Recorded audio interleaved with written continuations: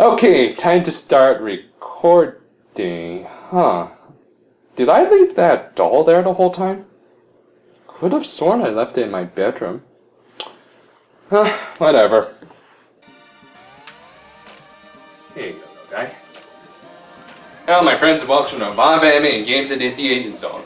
Well, let's continue with the Danganronpa reviews with the next in the line, Danganronpa 2, Goodbye Despair.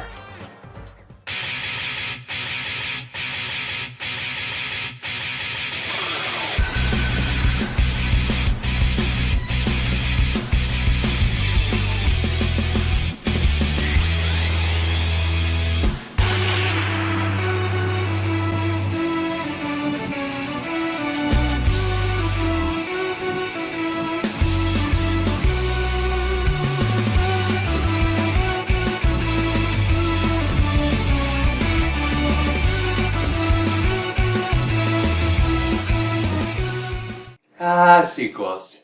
How much pain and joy you've brought me over the years. To me, it's okay if a sequel feels a tad bit familiar, but if at all possible, it should improve on as many areas as possible. If done right, you can end up with good sequels like the Gold and Silver games. If done wrong, you can end up with games like the appropriately named Hell Chapter. So the question now is, where does Danganronpa 2 fall? Well, we can take a look at it by first getting into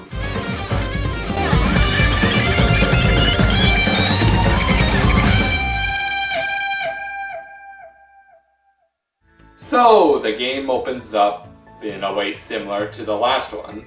We got our bland-looking protagonist, Hajime Hinata, entering into Hope's Peak Academy for the first time. He passes out and then finds himself surrounded by even weirder looking guys than in the last game. Geez, it's gonna be one of those kinds of sequels, isn't it? You know, the ones where they really don't change up all that much and just put on prettier bells and whistles. The only thing missing from here is that sadistic little SO. Who or one of the 7 levels of hell is that? Okay, apparently instead of an evil little teddy bear, we get a kind-hearted bunny rabbit named Usami, who transports them to an island paradise to have fun. Oh, okay, maybe this will be a more light-hearted sequel where you just play simple little mini-games and have fun with a lovable cast of characters. Oh, never mind, there's Monokuma. Yep, Monokuma returns, strips Usami of her powers, turns her into Monomi, and starts the killing games all over again.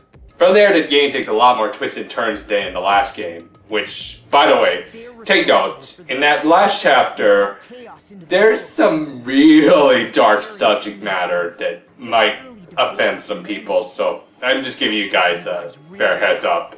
You've been warned. Still, while the game initially has a premise similar to the last one, they do change up the setting and cast at least. And those changes alone actually add a lot to this game and address a few of the problems I had with the last one. What do I mean by that? Well, let's now take a look at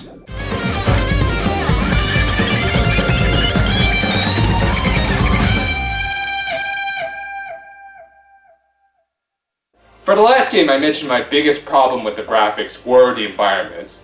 They just looked all so flat and lifeless. And now that I think about it, I should have also mentioned that the hallways of Hope's Peak Academy also started to blend into one another. They just all look pretty much the same at some point. Here though, the setting has been moved to a much larger and open tropical environment. I just love how there's so many different places to visit in this game. Sure, navigating between locations with a two-dimensional Hajime looks silly, but it keeps in tone with the game's art style, so I don't mind. And every location is just so detailed and looks so much better than any of the claustrophobic rooms in Hope's Peak Academy. You gotta wonder how they expected to teach classes in that stupid school. The character designs here remain pretty much at the same high quality as in the last game, but I think the cinematics have gotten a serious upgrade. I mean, they were great in the last game too, but some of the executions in this game are so much more elaborate and over the top that you almost forget that these characters are dying cruel and unusual deaths. So yeah, I don't know what qualifies as PS Vita quality graphics, but as far as I'm concerned, in terms of creativity and presentation, this is top-notch stuff.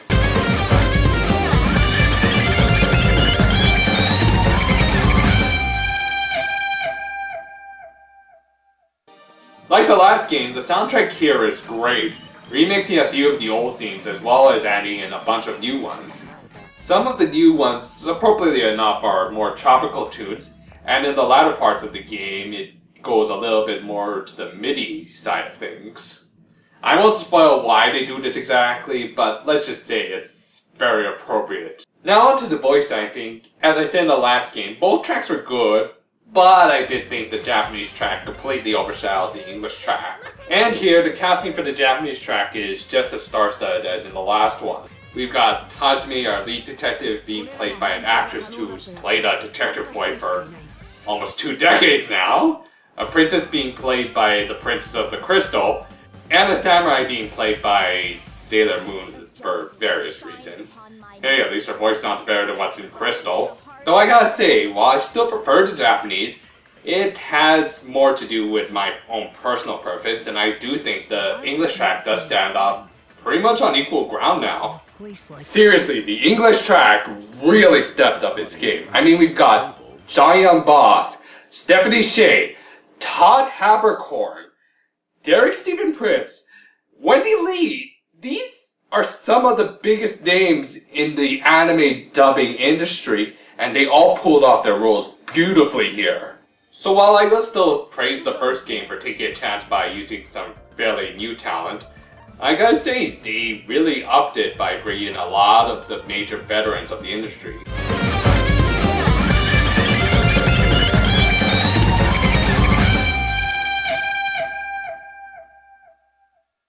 Warning, nightmare fuel. Warning, nightmare fuel. Warning, nightmare fuel. Don't say we didn't warn ya.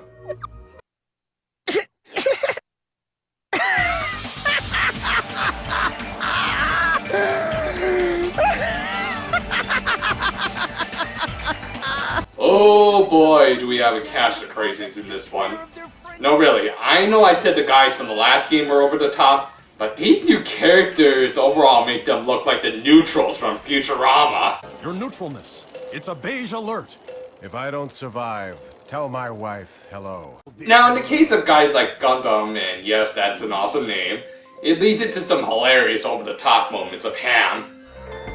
This is the Tanaka Empire!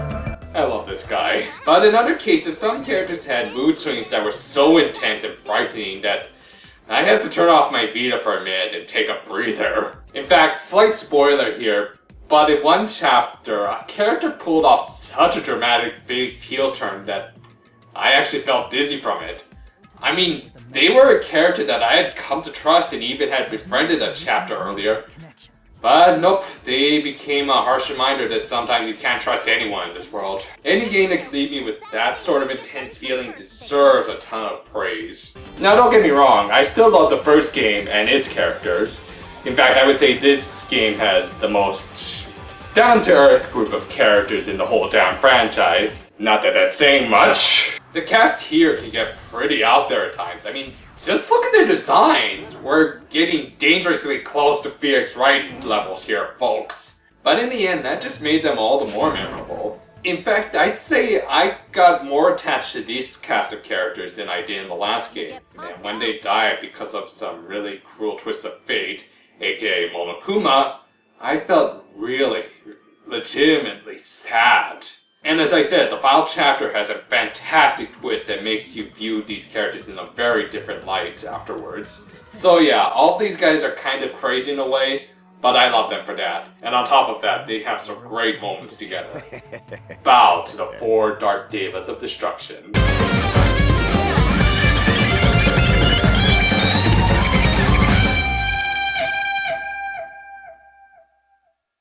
Now, of course, this is going to be a big decider of whether or not a game can truly be called a worthy sequel. A good sequel will always add in at least a few alterations to gameplay. If they don't, then it's going to be more like the creators just gave the game a simple facelift and nothing else. So, did they change up the gameplay significantly? Yeah, I would say so. Did they improve it? Yeah, that's up for debate. Okay, first of all, I do think they improved the pre-trial parts of the game a bit.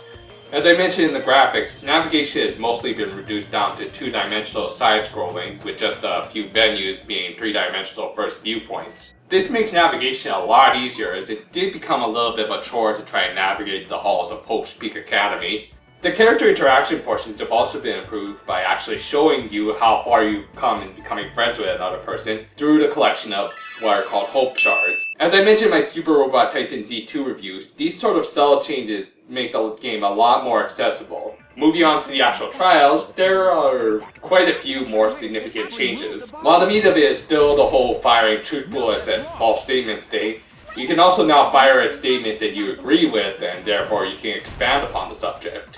This actually makes a lot of sense, and it kind of makes me wonder why the hell it wasn't in the last game. The other nice change they made was to the wrap-up minigame. In the last game, it was fun, but easy because they always gave you all of the puzzle pieces you needed from the start, with just a few unusable extra pieces sneaked in to throw you off. But here though, they only give you a few pieces at a time with a few unusable extra pieces thrown in. So you actually have to look at the entire puzzle and figure out what are the necessary pieces you need and where they should go before you can actually get the next set of pieces and continue. As a result, it starts to feel like an actual puzzle. So okay, they did improve the best parts of the trials from the last game, but unfortunately they also made the worst parts of the trials even worse. Specifically, I'm talking about the Hangman's Gambit. In the last game, it was a rather pointless and easy little mini-game where all you had to do was tap on the correct letters. Here, they supposedly improved it, not by making it any less pointless, but instead making it ridiculously difficult.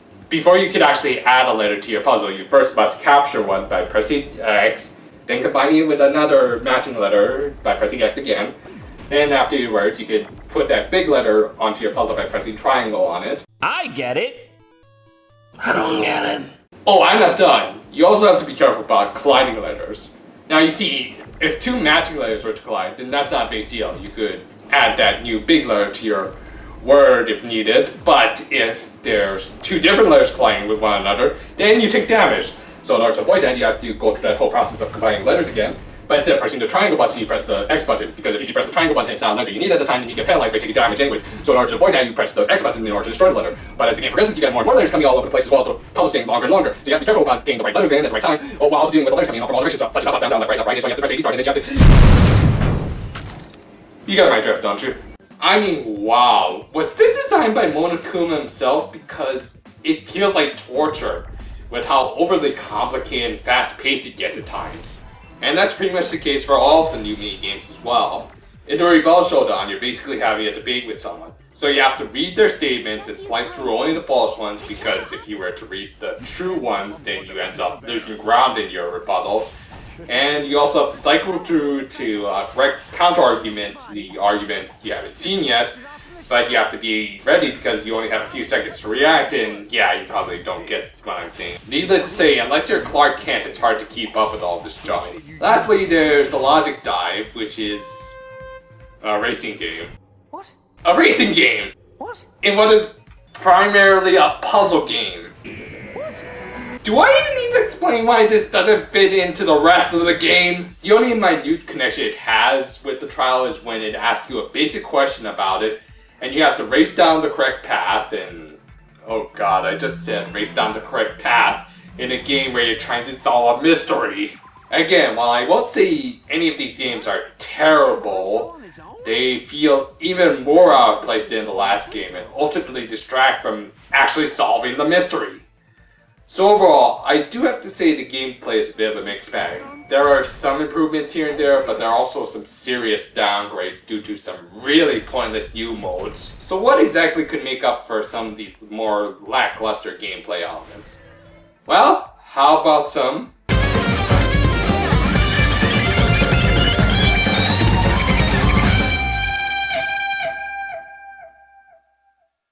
In the last game, I didn't really cover extras, as there wasn't much to talk about other than a collect them all side quest and a resource management minigame. Those games are present here too, but there's also some new extras that are actually worth bringing up. First, we got Magical Miracle Girl Monomi. You go around destroying Monokuma's Mono Beasts by circling them with magical circles or something.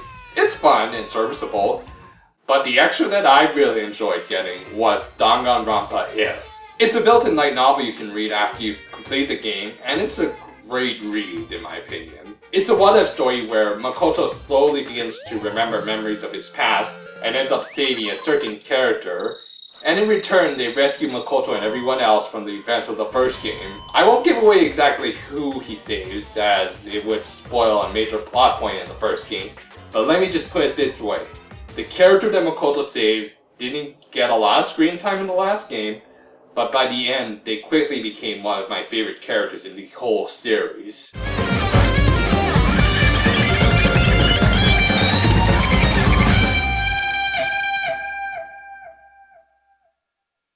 This is a worthy successor to the original, and with a possible Danganronpa 3 on the horizon, I do see good things in the future for this series. On the positive side of things, the characters and story here are top notch, with a lot of twists and turns culminating into a great final chapter. The new island setting is a serious improvement over the claustrophobic Hope's Peak Academy. The English track has a lot more notable talent behind it than in the last game. And after you finish the game, there's a great story to be read in Danganronpa if. On the flip side of that, all the new mini-games are overcomplicated and feel like they should be in a different game. The improved Hangman's Gambit is just terrible. And it's worth noting that while I thought the twists in the final chapter were great, some of it gets really dark to the point that it might offend some people. Still, while the gameplay could still use some fine-tuning, I'm just glad this game addressed two of the bigger issues I had in the last game, the graphics and the English voice acting. On top of that, its story and characters push this game into being one of my favorites on the Vita. I give Danganronpa 2 Goodbye Despair 4.5 Dark Divas out of 5. Well, that's it for the games in the main line of this series, but there was also a spin-off title that hasn't even been confirmed for localization in the States yet. So how does it hold up? Well, you'll just have to wait and see. Until then, farewell for now, my friends.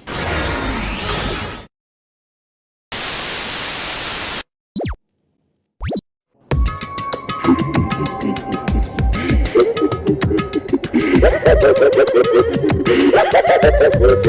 ha!